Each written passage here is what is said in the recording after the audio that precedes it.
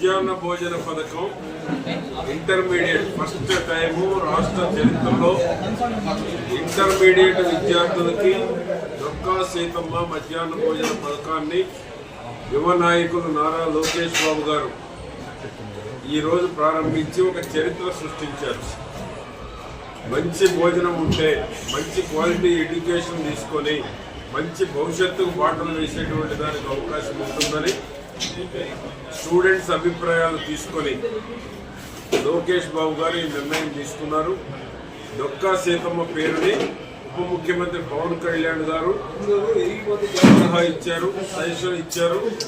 ఎమ్మటే ప్రీతం ముఖ్యమంత్రి చంద్రబాబు నాయుడు గారు ఆమోదం తెలిపి ఈరోజు లోకేష్ బాబు గారు డొక్కా సీతమ్మ మధ్యాహ్న భోజన పథకం ఇంటర్మీడియట్ విద్యార్థులకి ప్రారంభించబడింది. చిలకలూరుపేట నియోజకవర్గ అభివృద్ధి ప్రదాత శ్రీ పుట్టిపాటి పుల్లారావు గారికి నూతన శుభాకాంక్షలు. ఈరోజు ఒక మంచి శుభదినం.